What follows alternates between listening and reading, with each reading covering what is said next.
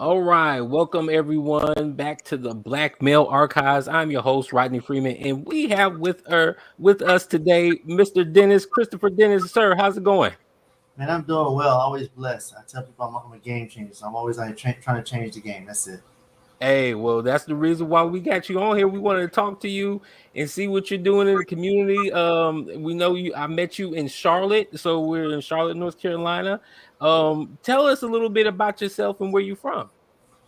Well, I'll start off by saying again, my story is unique, and I think that the key thing is that I'm from a little small town called Sumter, South Carolina. It was a family of about 11, large family, but we always loving family. And I put this first. See, we always put God first, and so that was my root, my grounding. My story really started off a little bit challenging.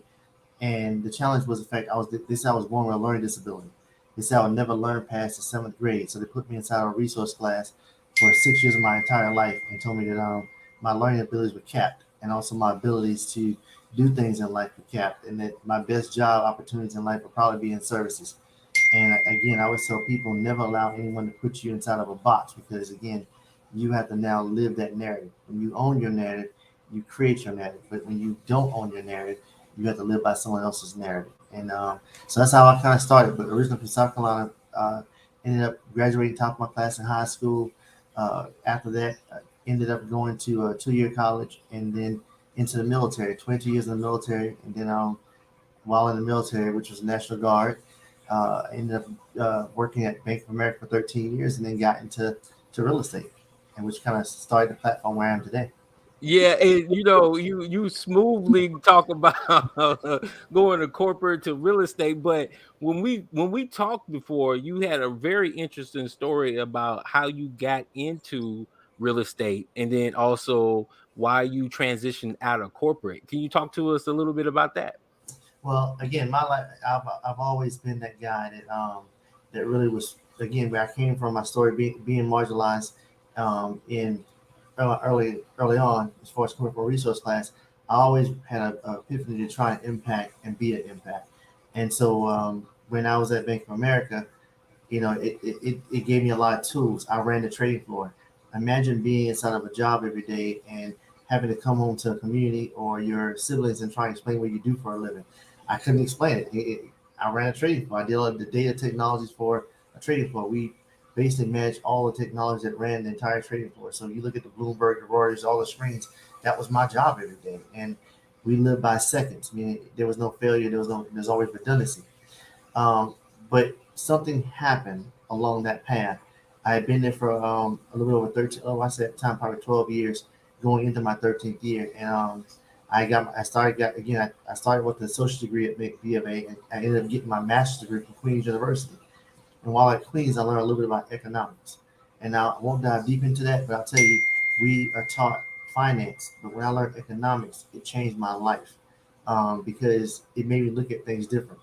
And what happened was I was at Bank of America one day, and there was all of my cohorts were coming down to Charlotte. They were coming from all the other sites, all the other cities, Chicago, New York, and Atlanta, and there was an accident on 85. And so they had to drive up 85 and come down Graham Street and come through Lockwood. Now I'll pause to say I had just moved in Lockwood, and that was back in the early 2000s. Lockwood was living as a top 25 most dangerous neighborhood to live in America.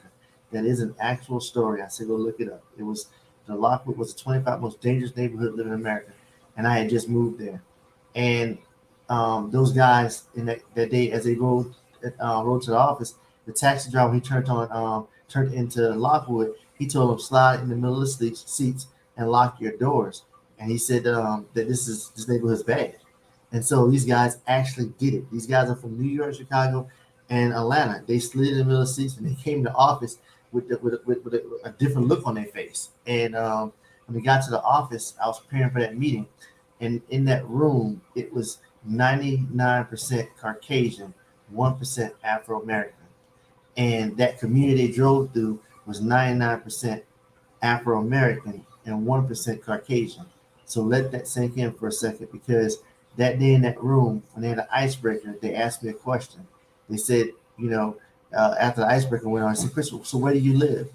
And that day, I told my truth.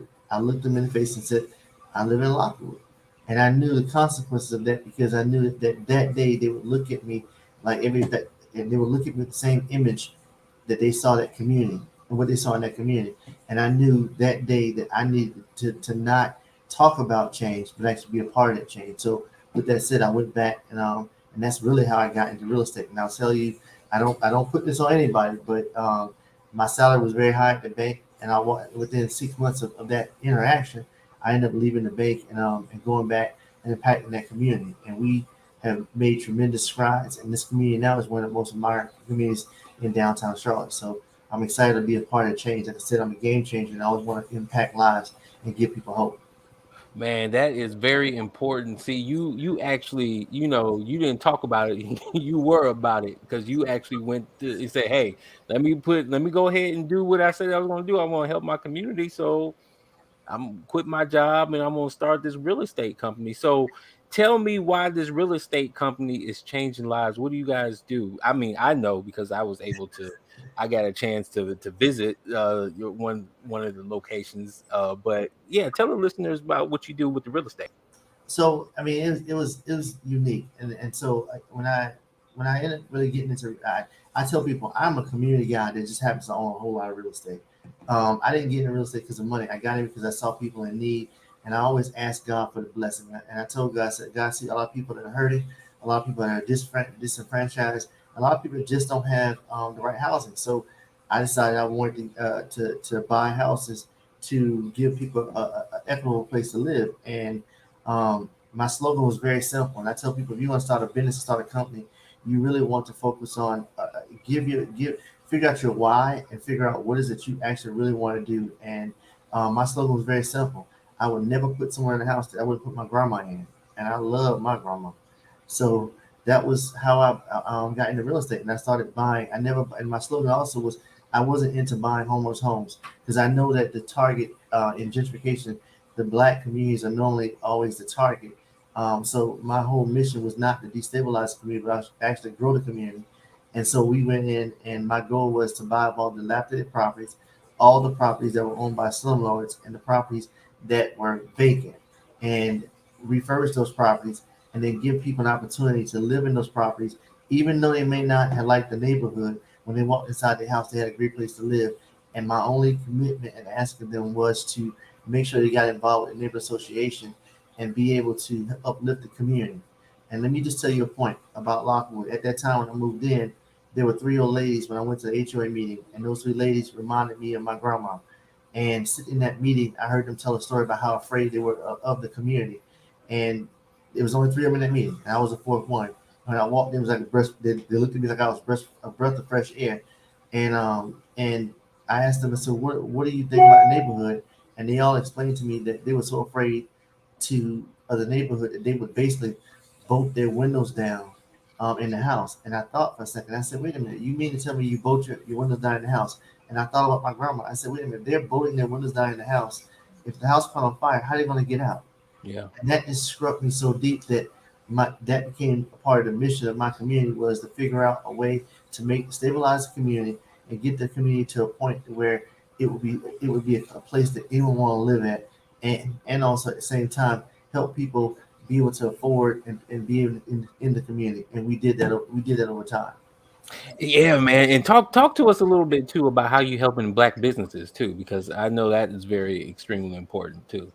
Well, one of the first things we did, I've always done, even on the housing side, is that we did a major thing of hiring. So we had one of the first black art houses in Charlotte. I donated it to our nonprofit, and it's a beautiful house. When I say house, it's magnificent. It's a house that that is expiring. It's also now historic in the middle of Lockwood.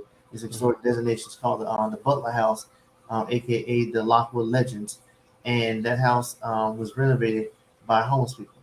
So we mm. took the transit population didn't have jobs at the time. We gave them jobs, and we employed them to be a part of the community, be a part of the house, and help renovate that house. And now that house is a house that's used for event spaces. We've had everybody from the mayor to different local politicians and dignitaries in the city of Charlotte come to that house and speak. So it's been an amazing feat to do that. And so I did that from that. When I talk about what I've done for the community, I want to make sure that we don't overlook the transit population because they played a role. Mhm. And I tell people when you overlook, when you basically look at anyone and you say what they can't, they aren't who they aren't because they're going through a transition. That's like looking at me when I was in resource class and say I was never going to amount to anything or I wasn't smart enough because someone gave me a chance. I've always looked back and wanted to make sure that no matter if I met that homeless guy, I'm going to treat him like the CEO versus where he is. I always saw where he was going, never where he was coming from. And I've Mhm. always asked people to look at me the same way. So my company is eFix Housing Solution. That's our housing side. But God, I asked God about 2 years ago. I would just say this to all my people that are connected. God is the Lord and my Savior. And I tell people, when you ask Him for something, be careful what you ask for because He will deliver. Yeah. Um, eFix Development Corp is the commercial arm. I had never been in a commercial building, never seen a commercial blueprint, never did commercial financing, and I told God that I wanted to get into commercial because I wanted to help now businesses. I wanted to help small businesses evolve in Charlotte because Charlotte did a report. They talked about how up mobility was a challenge, and I said, well, how can I impact that? How can I go in these communities and do something that could impact on a greater scale. I was already doing the housing side, so I said, God, I want to get into commercial. I want to help small businesses grow. Mhm. And God not gave didn't do it once, but did it twice. So within I say we put these two buildings on a contract within 30 days of each other, and we closed within 3 or 4 days of each other. And those at the corner of Baysford and LaSalle. And I'll tell you about how iconic that is. Is that um, Batesford LaSalle, Batesford Road in Charlotte is labeled as a neighborhood that was marginalized. And these two developments have given hope, have given jobs, and created opportunities. We not only brought Chase Bank on one side, we brought in that same building a coffee shop called Archive Coffee Shop. If you are in Charlotte or if you've been in the news, you've been watching, they made the Today Show. We took Mhm. an area that was marginalized, took a coffee shop, and that coffee shop was on the Today Show. Right next to it, door to it, is the Mackin's Bridal Shop. These young women are phenomenal. They brought an idea and a concept of plus size uh, um, bridal boutique that services plus size women, and they have changed the game and sold out in their first weeks of opening. That's They what's did up. phenomenal business, Yeah. and so we did that in that one building, but across the street, directly across the street. I said God didn't do it once; He did it twice. We have TD Bank that's opening up in July 2023. A few weeks from now, a few weeks from now, and then we also have members only. Kimberly, who is opening members only. She's doing a juice bar there, and it's going to be an amazing opportunity. Then we got an upscale nail salon being done by a young lady named Brandy. So what I want you to take away from that, we did something that was iconic. I haven't really told anybody, so I'm telling you first. We got Black Girl Magic going on. So all of the small businesses that were in our shopping centers are all entrepreneurial Black women, and they have all been phenomenal.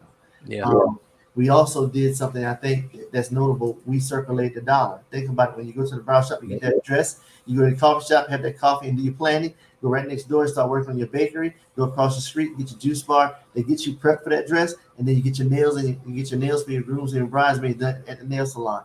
And you got two banks that can help finance that. So I think that that's the key thing: being strategic and looking forward and how we change and develop. And again, I'm always looking to help the populations that are transient. One of the guys who cleans up the site, they did a whole news article on it. His name is Bo Jackson. He's been a blessing. Mhm. He makes those sites shine over there, and he was homeless in the back of the neighborhood. We gave him an opportunity to not only cut our residential lawns, but now do our lawn care for and services and cleanup for the corporate buildings. And now he's housed and stable. Amazing man who is now putting his hand across um, these two sites and making it a part of it. But being included was a key part of it. So Man, that is awesome. That is so phenomenal, man. I think man, everybody should know about this project and what you got going on. What other future projects that you have going on that you want to let the listeners know about? man, I said you keep putting weight on me. Now keep putting weight on me. But now we got a third locations coming up. I want to bring some co-working space to Baysford Road. So we're doing that, and then I'm working on another housing development with some guys outside of Charlotte. I don't tell where I'm going. I just tell people where I am. Mm. I'm excited, but I'm always asking God to keep me, leading me in the right direction. Because I tell people, God has given me the blessing, but the true blessing is not what He'll do for you, is what He will do through you, Yes. and through you is the results of people that I see and that we touch. And I'm always reminded by a saying that my mentor told me. He said, "The people that you will bless will be the ones that you'll never know their names." And Yes. I'm just in the game of trying to bless people, and I'm excited about what God has done with my life, and I want to set that example for all the young kids out there. Say that we can do it. We have the talent, and we can make things happen. Man, Mr. Dennis, Christoper Dennis, thank you so much for being on the Black Male Archives podcast. Tell the listeners where they can follow you on social media and where they can get in contact with you. So that's great. So you can follow me. I'm doing some cool stuff. We talked about it. Right now, if you follow me on IG, all platforms at the Christopher Dennis. So that's Christopher Dennis. One of the cool things that we're doing, I'm doing a lot of motivational speaking right now. I want to inspire people to be great. I want to tell my story, but also tell people how I did it, how I was able to build an empire in real estate, how I was able to drive community development through a model that I created. And one of the most significant things, we're doing a launch. We just did a launch in Africa. So I'm building an opportunity to not only build a winning mindset and transfer lives. We're doing it now in Africa. In March, we launched out, and this March 2024, we're going back to Africa to do a mission trip and also do some more team building and mindset building and create entrepreneurship opportunities in Africa and connect them back to the U.S. So we're doing that. I'm excited about that. And again, you can follow me on Instagram. We're talking about building wealth. And I'm always wanting to share knowledge. And I tell people knowledge and wisdom. Knowledge is what you learn. Wisdom is when you learn how to apply it. I want to share all the wisdom that I have as a gift. Sir, thank you so much for being on the Black Male Archives podcast, where we capture, curate, and promote positive stories about Black men, which you are one of. Thank you, sir, for taking your time out for this. Thank you so much. I'm excited to be here. Always here to help. Awesome, awesome. We're gonna follow back up with you too, because I got an idea, but I'm gonna talk to you after this about that. So Call me. I'm always available. I'm always for ideas. awesome. Thank you so much, Ronnie. Thank you, man. All right.